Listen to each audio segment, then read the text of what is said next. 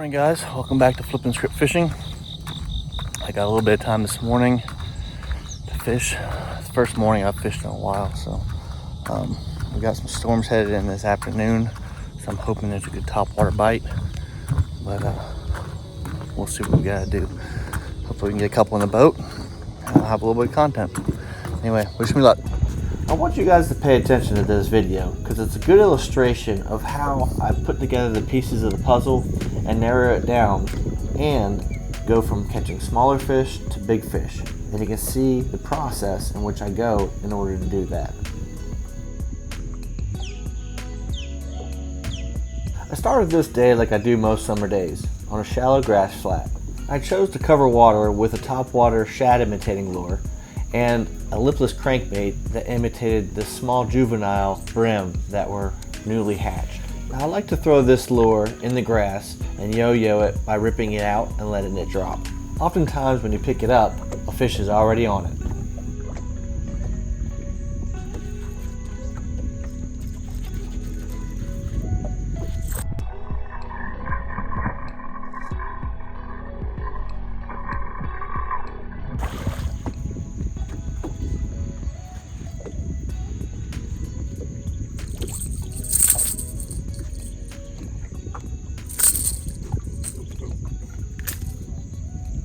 Go. Get the skunk out of the boat. Not quite a keeper. Close. Just throwing this little TN60, Jackal TN60. Alright. That was a tip from old Dylan from Talking Tackle, so thanks Dylan. Now what I spared you from was the amount of area that I covered with multiple lures. That TN60 was the only one I got a bite on. After about an hour and a half, I decided to try some grass mats and some grassy areas with the topwater to see if I couldn't get a bite that way, before heading to somewhere completely different.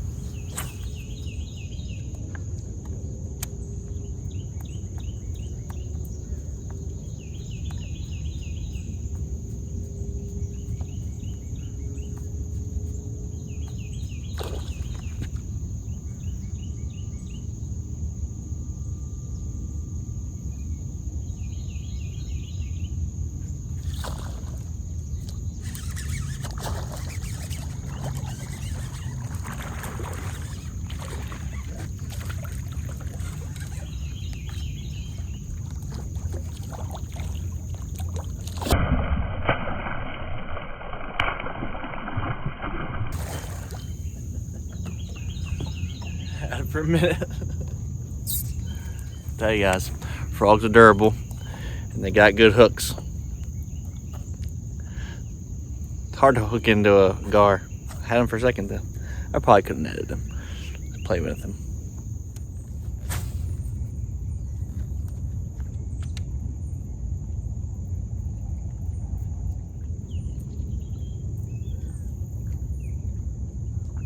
I tried multiple different types of grass and structure to see if I couldn't get a bite on this frog and other topwater lures. Unfortunately, there just weren't fish where there should have been. And on top of that, the grass just wasn't matured and it wasn't topped out to make a canopy to have those bass being able to sit up underneath them. So I decided to scrap the shallow flats pattern and try something completely different. After a little bit of thought, I decided to go to some vertical structure in an area, the last place I had caught some fish. After all, fish really don't move that far this time of year. If there's food there, they'll stay. Now, if you guys remember, about 3 weeks ago, I dropped a video about how I found some fish on some vertical structure throwing a small swim bait and other lures. Well, I went back there, and sure enough, they were there and they were schooling.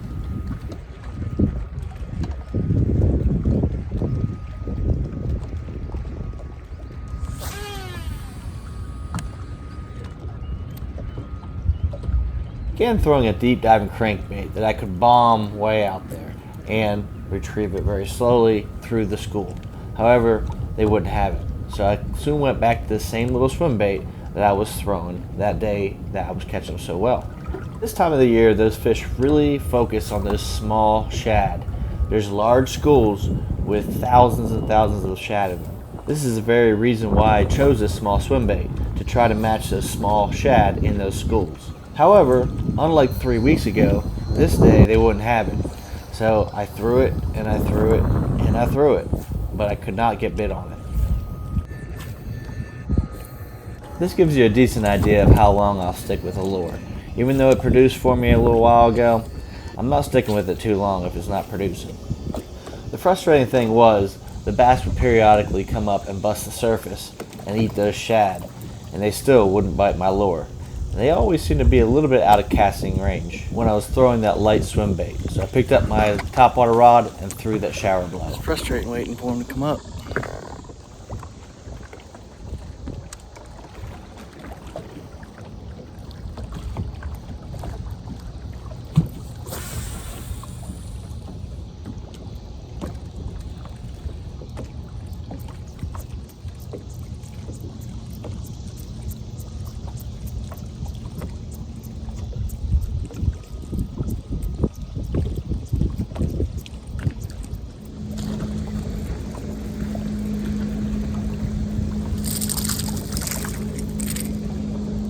Hit like a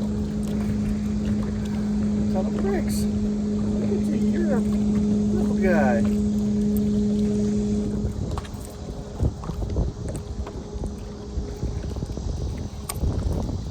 Damn it. Look, they're gorging on these. Look at they're gorging on here. Just little tiny shad. Little guys.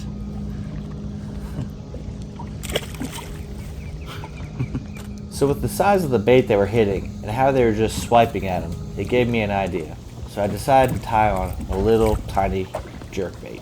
With this lure, I can throw it fast and erratic, and they'll have to react without getting a good look at it or go hungry.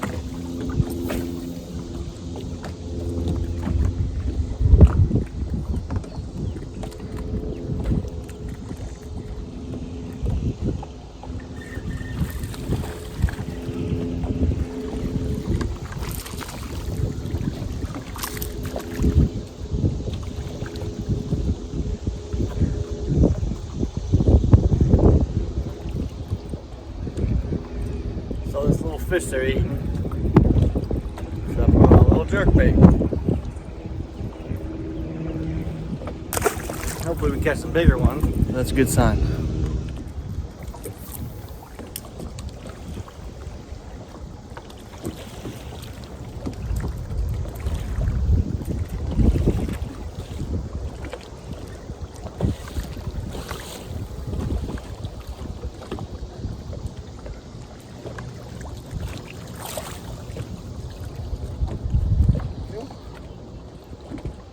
Number 2.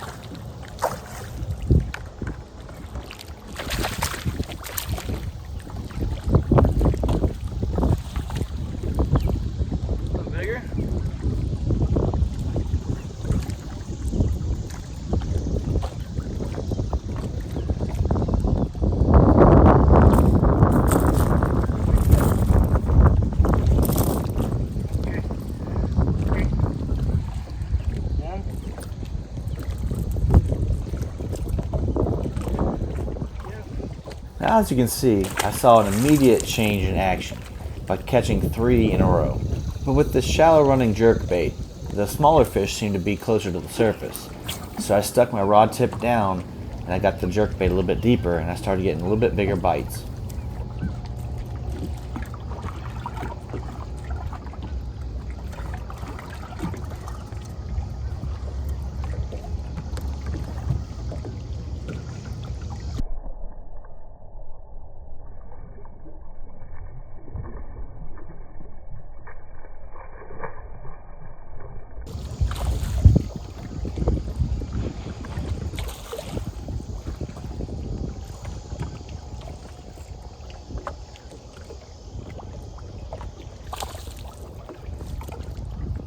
keeper.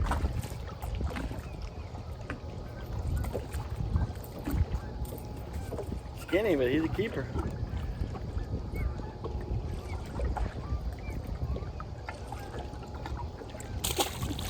Match the hatch and catch some fish.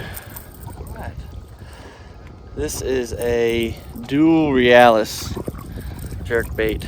Let's see here. Anti 63 SP. All right, let's catch some more.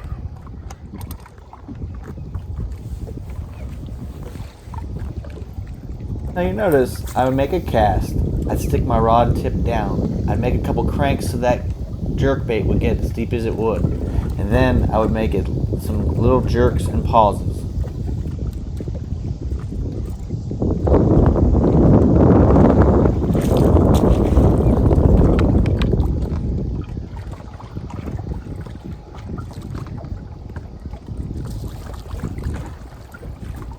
That's the very next cast, and that's another keeper. And getting bigger each time.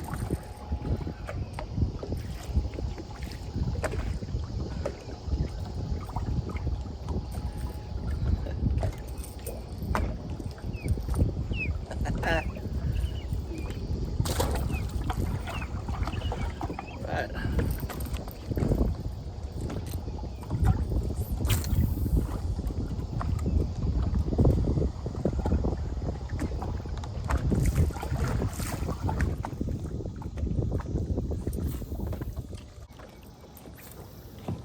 I fished this little jerkbait for quite some time, but I noticed as the day wore on, the wind picked up, and that sun got higher, that those fish stopped hitting the surface so much. So that told me that it was time for a little adjustment. So I tied on another jerkbait, one that would deep dive a little bit deeper, one that was just a little bit bigger, and would get those fish that were deep down to hit. Now I continued on with the same retrieve that I had success with earlier. I'd reel it down, and then I would jerk it a little bit, and then the fish would just load up on it. I immediately had success.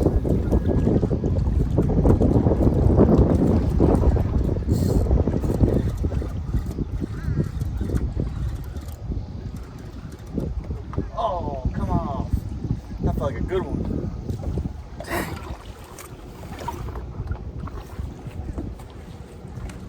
Oh, come back and got it.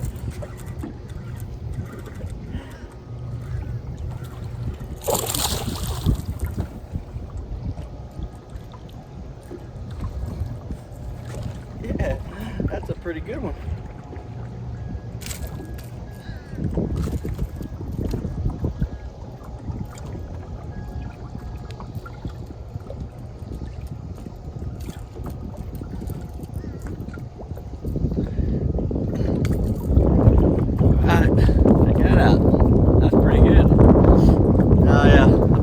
Diving one on, and I had a good one on, and it come on.